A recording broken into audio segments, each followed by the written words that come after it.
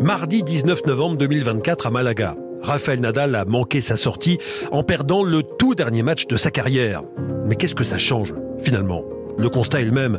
Tout au long de sa carrière professionnelle longue de 22 ans, Rafael Nadal a fait prendre un autre relief aux notions d'effort physique et psychologique, de performance ou d'exploit. Europe 1, au cœur de l'actu. Dans ce podcast, nous allons vous résumer l'immense carrière de ce champion si inspirant et à la popularité colossale. Et nous nous poserons cette question essentielle.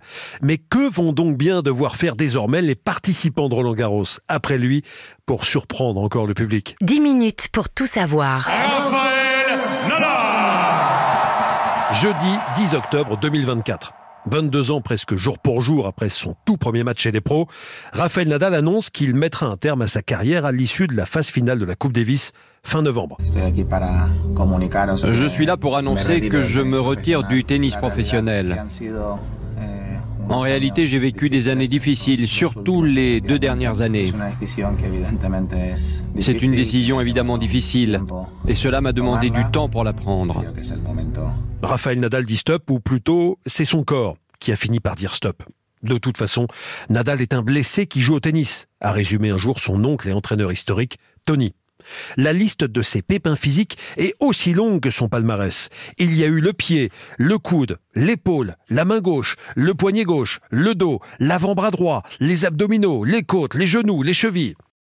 Mais selon son médecin, Angel Ruiz, il possède non seulement un mental à toute épreuve, mais aussi une génétique merveilleuse et une résistance à la douleur exceptionnelle, estimée à 9 sur une échelle de 10. C'est bien simple, il a joué quasiment toute sa vie en souffrant d'une maladie irréversible appelée le syndrome de Müller-Weiss. C'est une maladie irréversible dont souffre Rafael Nadal depuis ses 18 ans. Le syndrome de Müller-Weiss touche l'os qui se situe à l'intérieur du pied, sous la cheville. Dans les cas les plus graves, l'os peut se fragmenter, voire se désagréger. À ce moment-là, la douleur devient insupportable, on ne peut plus marcher et le pied se déforme. Julien Varlet est l'un des premiers joueurs français à avoir affronté Nadal sur le circuit. En 2003, il l'affronte à 2 reprises. Une première fois à Cherbourg en février et une seconde en mai à Aix-en-Provence, sur terre battue, la surface préférée de Nadal. L'Espagnol n'a alors que 16 ans, mais il est tout doucement en train de devenir une terreur. Tout le monde en parlait. Il y avait beaucoup de monde qui le suivait. Il était déjà assez tanké physiquement, il était déjà carré, il était assez formé. Mais c'était le jeu à l'espagnol comme on peut connaître, dans le combat plus que dans le talent. Sur ces quelques mois-là, il y a eu un déclic dans la façon de jouer. Il avait gardé cette façon très bestiale de jouer, d'être un peu loin de sa ligne de fond de cours. Mais là, il avait gagné encore un peu en puissance, en confiance aussi, parce qu'il avait accumulé pas mal de victoires et son style de jeu était beaucoup plus agressif, beaucoup plus offensif. L'Espagne à Nadal, la France à Richard Gasquet. Les 2 prodiges sont tous les 2 nés en juin 1986. Et en ce début des années 2000, les observateurs l'annoncent, Nadal contre Gasquet, ce sera la grande rivalité de demain. Mais le Mallorquin prouve bien vite qu'il n'évolue pas dans la même catégorie que son camarade de Sérignan. Plus fort, plus costaud, plus solide. Une bête, quoi. C'est toujours le côté guerrier, toujours le côté physique, mental, mais fait un coup droit énorme, et une force folle, encore plus sur la terre battue. Un rouleau compresseur, quoi. Quand ça partait, ça s'arrêtait jamais. C'était l'intensité, ça pouvait durer 3, 4 heures, 5 heures. La récupération le lendemain, aucun problème. Sur la terre battue de Roland-Garros, pendant que Richard Gasquet ne comptabilise qu'un seul quart de finale en plus de 20 participations, Rafael Nadal, lui, dépasse toutes les limites. Oubliez la régularité de Borg, la patience d'un Wilander, le bras gauche de Vilas, le punch d'un Courir ou le physique d'un Muster, Nadal les enterre tous. Il fait de Roland-Garros, réputé pour être le tournoi le plus exigeant physiquement, un véritable sanctuaire. À Paris, il surclasse goulûment tous ses adversaires. Même Roger Federer est réduit en confetti à coups de surin. Novak Djokovic, lui, s'en est sorti vivant 2 fois en 10 rencontres. Presque un miracle. En 2005, 2006, 2007, 2008, 2010, 2011, 2012, 2013, 2014, 2017, 2018, 2019, 2020 et 2022. Quand un homme, une surface et un tournoi ne finissent par ne faire plus qu'un. À chaque super-héros des années 2000, son QG. Roger Federer a gagné 8 fois sur le gazon de Wimbledon. Novak Djokovic, 10 fois sur le ciment de Melbourne. Rafael Nadal, lui, a donc gagné 14 fois à Paris. Comme l'an passé, Rafael Nadal s'est imposé sur la terre battue parisienne. C'est donc sa 3e victoire consécutive. Le joueur espagnol égale le record de Borg. 5e victoire donc à Roland-Garros. Pour la 6e fois de sa carrière. Pour la 7e fois, Roland-Garros, il s'écroule sur la terre battue. battu. Nouveau titre, le 9e ici à Paris. Pour la 10e fois à Roland-Garros, du jamais vu en Grand Chelem. Et il remporte aujourd'hui son 11e titre des internationaux de France à Roland-Garros. 12e titre, 13e titre à Roland-Garros sans perdre un set. Le Mallorquin remporte son 14e titre ici à Roland-Garros. On pensait avoir tout vu avec Björn Borg, vainqueur 6 fois entre 1974 et 1981. Mais l'Espagnol est monté plus de 2 fois plus haut que la montagne suédoise. Souvent, délicatesse avec son corps, son pire ennemi finalement. Rafael Nadal, jamais rassasié, rejoue le mythe d'Icare sans jamais se brûler les ailes. En 2006, jour des 20 ans de Nadal, le Strasbourgeois Paul-Henri Mathieu a bien failli le faire retomber sur terre. Le combat est épique, titanesque. Il dure 4h50. Comme le dit l'adage, à la fin, c'est Nadal qui gagne. Même quand son adversaire évolue à 300%, le résultat est le même. Jeu, c'était match Nadal.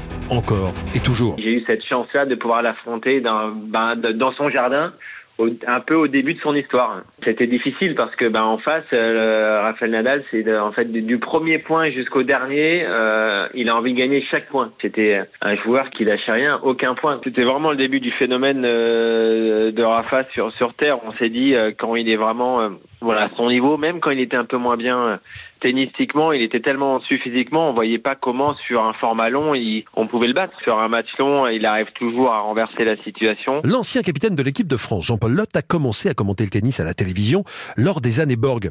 Et il a pris sa retraite de consultant à la fin des années Nadal. Selon lui, ses 14 victoires à Roland-Garros constituent l'une des plus grandes performances de l'histoire du sport. C'est une performance incroyable, tout sport confondu. Peut-être la meilleure qui existe, j'en sais rien. On est dans un sport universel. Je crois que, franchement, ce Nadal fait partie des grandes légendes mondiales du sport, tout confondu. Et comme je lui voue du respect pour ce qui est de sa personne, voilà mon opinion sur Nadal. L'empreinte de Nadal à Paris est telle qu'on lui érige même une statue en 2021. C'est une statue d'acier de 3 mètres de hauteur montrant Nadal une raquette à la main en train de frapper une balle de toute sa puissance. Certains grands joueurs ont aussi eu leur statue, mais Nadal est le premier à l'avoir alors qu'il est encore joueur professionnel. Et si encore il n'y avait que Roland-Garros.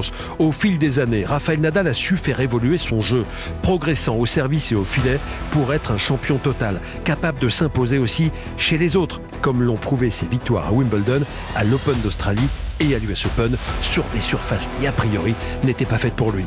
Nadal a su faire évoluer son jeu à force de travail et de volonté, mais aussi grâce à son talent pur. Pour Jean-Paul Lotte, le talent n'est pas que l'apanage de Federer ou de Djokovic. Pourquoi je lui voue pas mal de respect, c'est qu'on a toujours parlé du talent et des dons de Federer, éventuellement de Djokovic, etc., et moins de Nadal. Et moi, je fais partie des gens qui pensent que, hormis le fait qu'il ait travaillé beaucoup comme tous les autres, qui sont très bons, il était très très doué, parce que quand on est capable de mettre la balle 40 fois d'affilée dans le terrain, à peu près à 2 mètres près, où on veut, il faut avoir un don particulier. Et je pense que Nadal est un type qui a un énorme talent.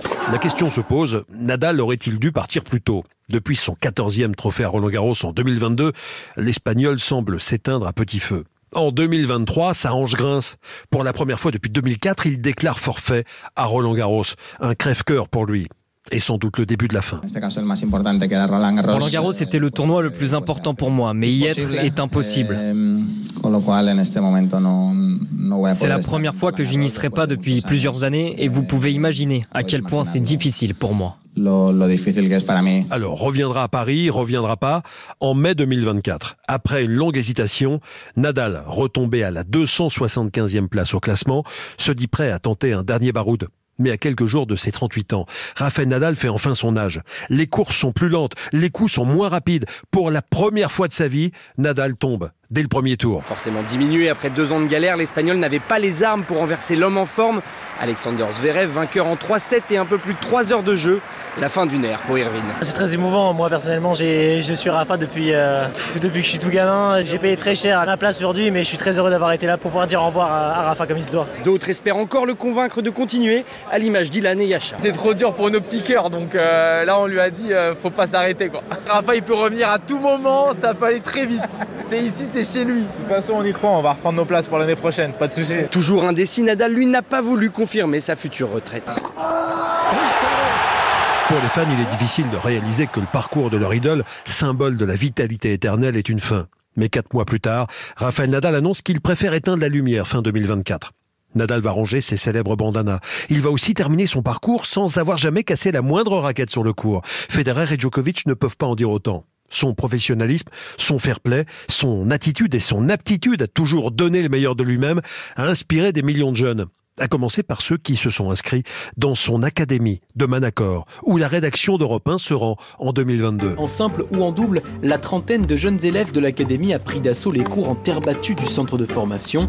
Depuis la dernière victoire de Rafael Nadal à Roland-Garros, les créneaux d'entraînement affichent complet. En short bleu et en polo blanc, Magda tente de reproduire les coups droits de son idole. L'admiration qu'elle lui porte l'incite à se dépasser. Oui, je pense qu'il a une très bonne influence sur nous parce que c'est un modèle. Il nous pousse à donner le meilleur de nous-mêmes, dans et en dehors du cours. Ça nous motive pour donner le meilleur de nous-mêmes. C'est la fin, mais combien de temps l'ombre de Rafael Nadal va-t-elle continuer de planer sur Roland-Garros ? 14 titres. Qui fera mieux ? Que devront faire désormais les futurs champions pour épater le public parisien et même les autres, qui avec l'Espagnol ont vu tellement de choses extraordinaires qu'il n'y aura peut-être plus rien de vraiment extraordinaire. Pour Julien Varlet, devenu consultant sur Canal+ après sa carrière, l'Espagnol n'a pas fait que déplacer le curseur de la performance. Il l'a complètement déglingué. Il y a la statue de Rafa Nadal dans le stade de Roland-Garros. Quand on joue un peu au tennis, tu vas faire le tournoi de ton club, t'imagines même pas gagner ton petit tournoi de club 14 fois, quoi. Donc lui, il a gagné 14 fois Roland-Garros. Il n'y a pas de mots. Il y a Sinner, il y a Zverev, ces noms-là qui arrivent. Mais même Sinner gagne 2-3 fois, ben c'est bien. Mais Nadal, voilà, comme disent les jeunes, il a tué le game. Paul-Henri Mathieu, lui, pense qu'il vaut mieux éviter de comparer. Il ne faut pas comparer ce qui n'est pas comparable. Aujourd'hui, même si on gagne une fois Roland-Garros, c'est quelque chose d'extraordinaire. Gagner 2 fois, c'est bien évidemment encore plus. 3 fois, c'est exceptionnel.